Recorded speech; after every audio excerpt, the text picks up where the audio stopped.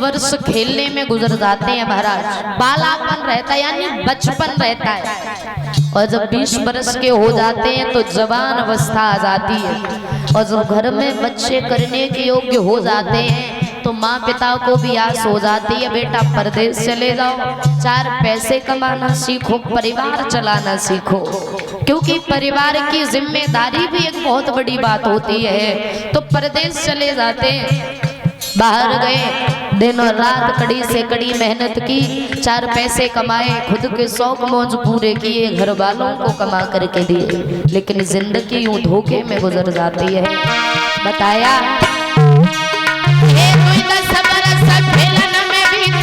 सब जवाना भाइयों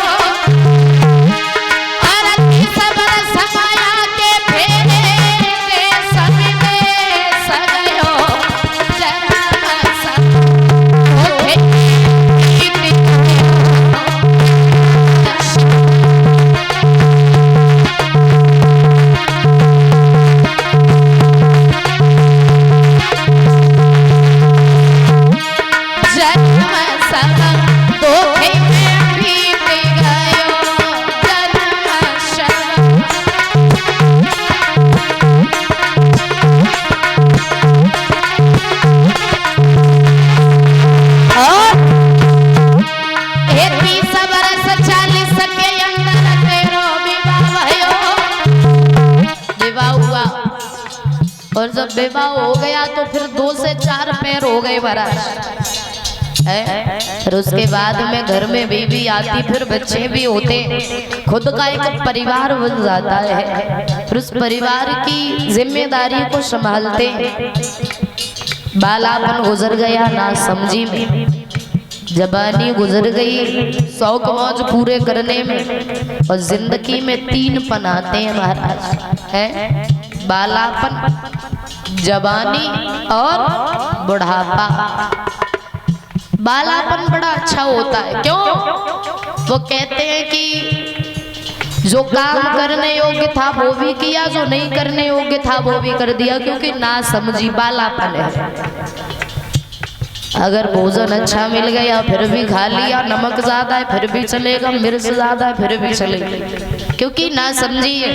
और उसके बाद आती है जवानी, उसके बाद में हो जाता है विवाह। और जब विवाह हो गया तो कहते हैं कि शादी होने के बाद इंसान की आज़ादी चली जाती है महाराज, है, और आज़ादी ऐसी चली जाती है, वो कहते हैं कि खुद का एक परिवार हो जाता है, उस परिवार को चलाना भी जरूरी होता है। और जवानी के बाद फिर आता है बुढ़ापा, और बुढ़ापे में क्या दुख होता है वो तो वही लोग जानते होंगे जो भी इस गली से गुजर रहे हैं। सचिन, बुढ़ापा, ज्यादा खाए लो तो परेशानी, थोड़े से भूखे रह गए तो परेशानी, ज्यादा देर तक बैठ लिए तो परेशानी, और ज्यादा चल लिए तो परेशानी, ज्यादा लेट ले तो परेशानी, और ज्यादा बोले तो परेशानी। बुढ़ापे में परेशानी के सिवा है कुछ नहीं महाराज, है। और जब इंसान शरीर से ज्यादा दुखी हो जाए, अब फिर क्या कहते हैं कि भगवान अब तो उठा ले, अब जीने का मन नहीं करता है। सारी जिंदगी भर जिनके लिए कमाई करते हैं, किनके लिए? आगे चल करके हमारे नाती और बेटा दुखी न रहे, इसीलिए हर माँ पिता अपने जीवन में यही सोचते हैं। और उसके बाद में क्या होता है, जब तक हाथ पैर साथ देते हैं तब तक तो खूब काम किया, और जब हाथ पैरों ने साथ छोड़ दिया, 4 पाई को पकड़ लिया, और धोखे से भी अगर नाती से पानी मांगा कि लाला पानी दे दे, तो सीधी कहता है कि पता नहीं डुकरा कम मरे, इतनों तो परेशान करे हमें। फिर जिंदगी बोझ हो जाती है महाराज, और जीवन धोखे में गुजर जाता है व्यक्ति का।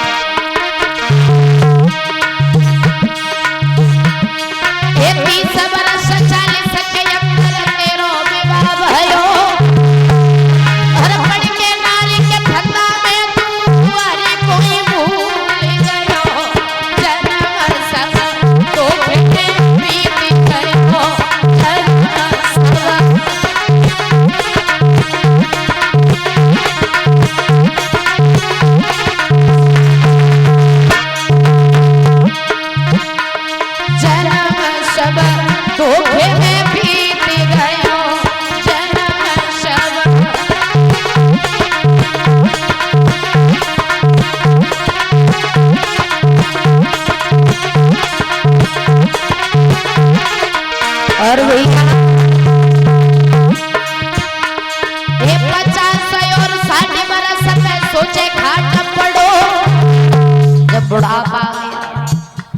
50 और 60 वर्ष की अवस्था होती है, वो बुढ़ापे की होती है। तो उसके बाद में चारपाई पे लेट जाते, फिर पड़े पड़े सोचते हैं भगवान काश तुम्हारा भजन किया होता, कीर्तन किया होता, थोड़ा सत्संग किया होता, तो आज इतनी परेशानी सहन करनी नहीं पड़ती। 50 और 60 वर्ष पे सोचे घाट पड़ो, तब नाती बेटा दे दे गाली, डुंगराना करो जन्म सब।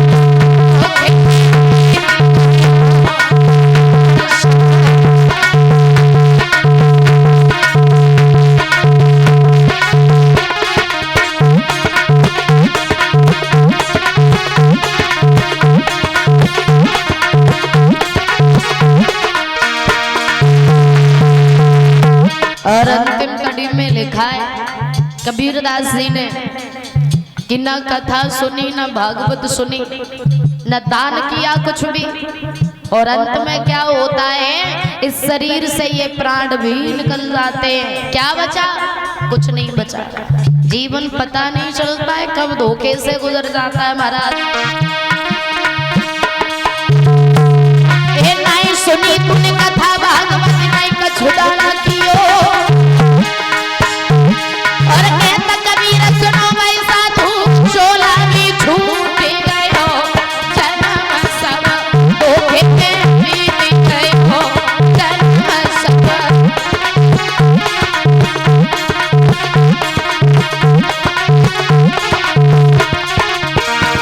जन्म सब धोखे में बीत गयो, जन्म सब।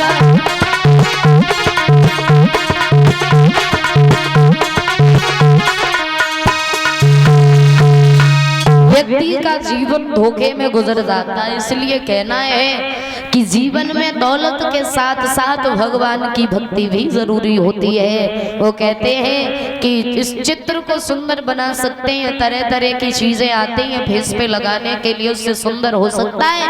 अगर इस चरित्र को सुंदर बनाना है, अगर इस जीवन को सुंदर बनाना है, तो वो सिर्फ भगवान की भक्ति होती है।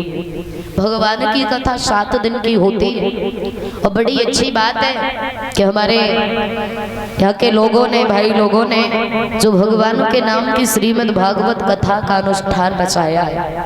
क्योंकि व्यक्ति जीवन में कथा कराना होता है कि घर में एक बेटे या बेटा की शादी कर लेना महाराज है। और कहते हैं अगर पुण्य का काम कोई करे तो हर व्यक्ति को उस इंसान का सहयोग करना चाहिए महाराज। सहयोग पैसे का नहीं होता है, जरूरी नहीं है कि हम पैसे से सहयोग करें। इस तन का सबसे बड़ा सहयोग होता है व्यक्ति के पास में। बोलिए भाग्य बिहारी लाल की। और अभी आप लोग बड़ी ही पावन कथा श्रवण कर रहे थे हमारे बड़े भैया जी के मुखारविंद से। आगे की कथा बड़ी पावन है, महाभारत की कथा कि महाभारत का युद्ध किस तरीके से हुआ था, किस बात के पीछे हुआ था। कहते हैं महाभारत का युद्ध कोई ज्यादा बड़ी बात के पीछे नहीं हुआ था। अगर द्रौपदी अपने मुख से न कहती कि अंधे का अंधा पैदा हो गया तो शायद ये महाभारत का युद्ध कभी नहीं होता। महाराज कहते हैं व्यक्ति को जीवन में एक चीज जो होती है ना, वो बड़ी बेकार होती है और फिर बहुत अच्छी होती है, और वो होती है इंसान की बोली। और कहते हैं कि जहां पर बंदूक की गोली काम नहीं करेगी ना, वहां पर व्यक्ति की बोली काम कर जाएगी महाराज। और ये जिब्या जो होती है ऐसी होती है, इसमें इतनी ताकत होती है, इतनी ताकत होती है सचिन, इसमें कोई हड्डी नहीं होती पर बड़े बड़ों की हड्डी जरूर तोड़वा देती है भाई। तो इसमें इतनी ताकत है कि अपने को पराया कर देगी और पराये को अपना कर लेगी महाराज। इसलिए कहना है कि जीवन में हमेशा ऐसी बाणी बोलो जो किसी को सामने वाले को दुख ना हो हमारी बातों से। बताया कि सबसे बोलो मीठी बानी और पानी जान के पियो।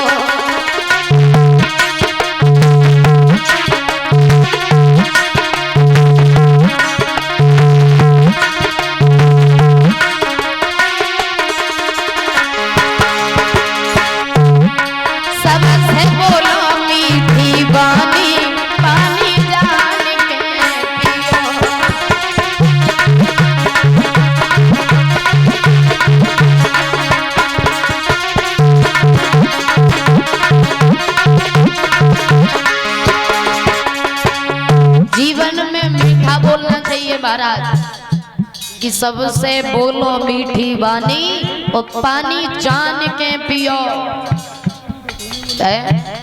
पानी अगर कहीं पे रखा हो ना तो उसकी पहचान कर लेनी चाहिए कि ये पीने के लायक है या नहीं है। महाराज और एक कहावत तो सुनी होगी, वो कहते हैं कि पानी पियो छान के और गुरु करो जान के, लेकिन ये गलत है महाराज। पानी पियो छान के।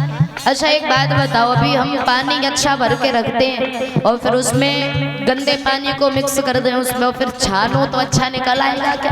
नहीं निकलेगा। तो ये गलत है। सीधा ऐसे है, कहते हैं कि गुरु करो छान के, गुरु करो छान के। गुरु की छानबीन कर लेनी चाहिए कि कहीं ये आसाराम और राम रही तो नहीं।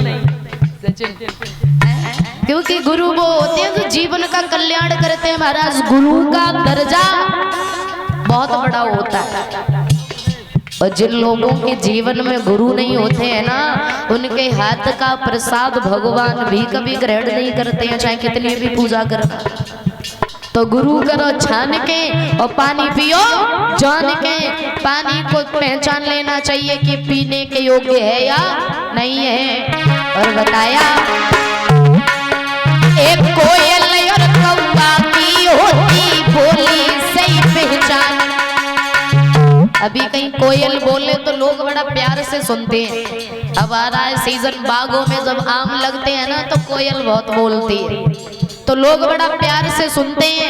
और भाई छत पर अगर कौवा बैठ के बोले तो लोग उसको डंडा मार के भगा देते हैं। क्यों? क्योंकि जो कौवे की बोली होती है ना वो दिमाग में चुभती है, वो अच्छी नहीं लगती है। और जब कोयल बोलती है तो बड़ा प्यार से सुनते हैं लोग। तो कोयल और कौवा की बोली से पहचान होती है। हर व्यक्ति को अपनी पहचान, अगर पहली पहचान बनानी है तो वो होती है बोली से। अगर अभी हम कहीं जाते हैं 4-5 दिन रुक करके आते, अगर वहां सभी से अच्छे से बोलेंगे तो लोग हमें बरसों तक याद करते हैं। तो ऐसा व्यवहार बनाना चाहिए महाराज। एक कोयल और कौवा की होती बोली सही पहचान।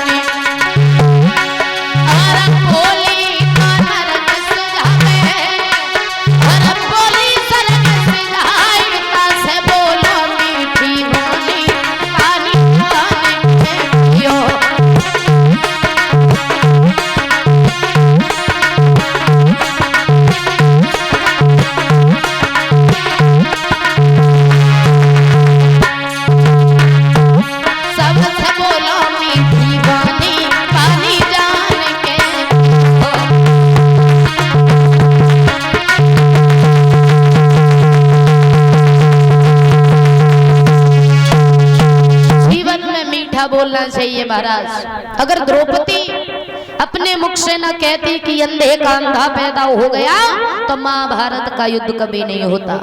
याद रहे, एक समय की बात है, पांडवों ने दुर्योधन को अपने महलों में बुलवाया, निमंत्रण भेजा।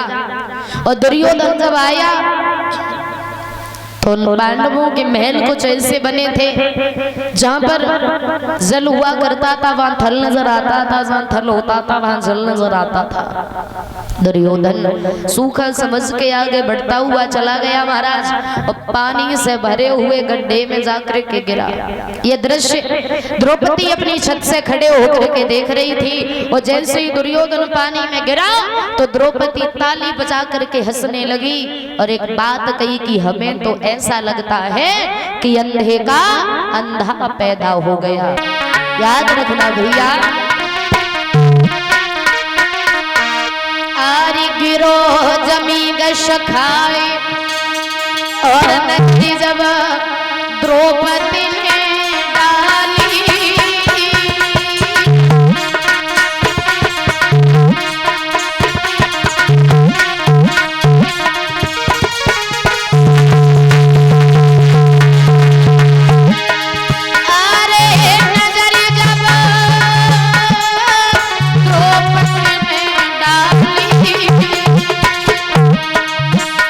और ताली मार के हंसी द्रौपदी ने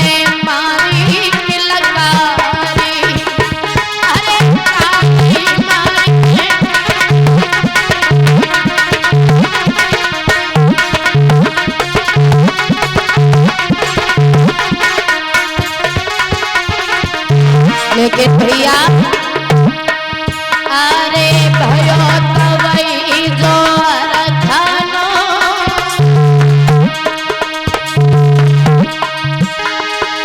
अरे भयो तवई जो रखानो और भय अंध के अंध द्रौपदी मार गई तानो अरे भय अंध के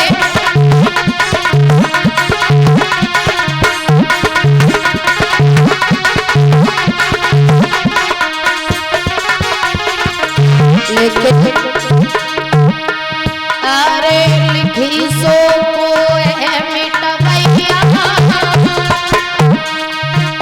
तेरी करम लिखी नहीं मिटे करो चाहे लाखों चतुरैया तेरी करम लिखी नहीं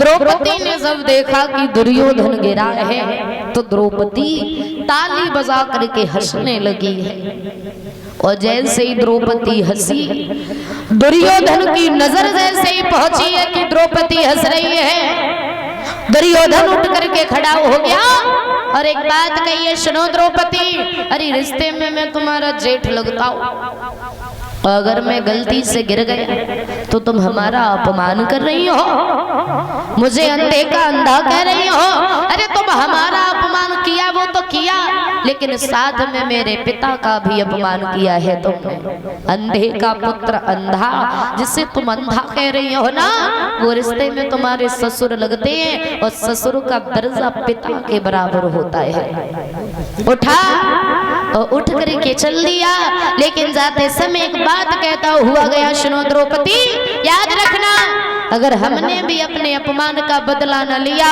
तो हमारा नाम भी दुर्योधन नहीं है एक दिन वो जरूर आएगा द्रौपदी ये हंसी तुम्हें बहुत रुलाएगी उठा उठ करके चल दिया है और जाते समय एक बात कहता हुआ गया क्या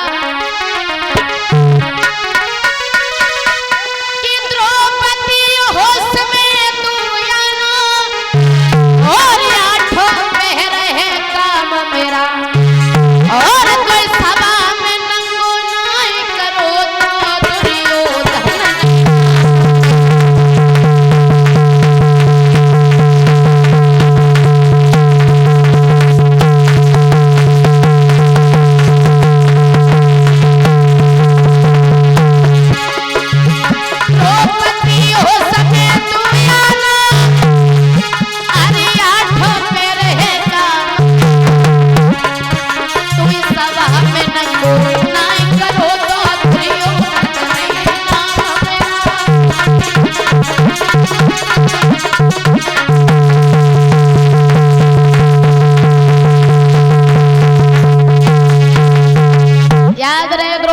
उस समय एक दिन जरूर आएगा ये हंसी तुम्हें बहुत ज्यादा रुलाएगी और हमने भी न गिन करके अपनी जंघा पे न बिठाया तो हमारा नाम भी दुर्योधन नहीं है उठ करके चला गया जाके बैठ गया दुर्योधन का मामा शकुनी पास में आया पूछ लिया बेटा क्या बात है भांजे बड़ा उदास नजर आ रहे हो तो दुर्योधन ने एक बात की क्या बताएं मामा आज मैं उस पांचाली द्रौपदी के महलों में गया क्या हुआ गलती से गिर गया तो ये दृश्य द्रौपदी ने देख लिया तो मामा उस पांचाली द्रौपदी ने हमारा बहुत बड़ा अपमान किया है उसने हमसे कहा कि अंधे का अंधा पैदा हो गया मामा उसने हमारा अपमान किया वो तो किया है लेकिन साथ में मेरे पिता का भी अपमान किया है तो कोई उपाय बता दो जो हम उस पांचाली द्रौपदी से अपने अपमान का बदला ले सके और जैसे ही कहा तो कहने लगा मामा शकुनी बेटा चिंता ना करो और जब तक ये मामा है तब तक तुम्हारा कोई कुछ नहीं बिगाड़ सकता है महाराज। और परीक्षित महाराज एक बात तो सभी लोग बहुत अच्छे से जानते होंगे वैसे तो ये मामा शब्द बड़ा प्यारा होता है, मामा, क्योंकि माँ शब्द ही प्यारा है और फिर उसमें तो डबल माँ आता यानी मामा। और ये शब्द जितना अच्छा है ना उतना ही बेकार है। अब पूछो कैसे? अब बेकार ऐसे है, एक कहावत तो सुनी होगी, या घर बिगाड़े आरो और या बिगाड़े सारो, राइट? बताओ, वो कहते हैं कि जो मामा होते हैं ना, अगर जीवन में सुख शांति चाहो, थोड़ी तरक्की चाहो, तो मामाओं से 10 कदम की दूरी बनाए रखना, कम से कम 10 कदम की दूरी। अब आप लोग सोच रहे होंगे कि ये मामा की बुराई क्यों कर रही है, और कुछ लोग यहाँ मामा भी बैठे होंगे क्योंकि हमारे मामा भी उधर बैठे, लेकिन हमारे मामा बहुत अच्छे, ऐसे नहीं, बहुत अच्छे। उन मामाओं की बात कर रहे हैं। कौन से? सुनो,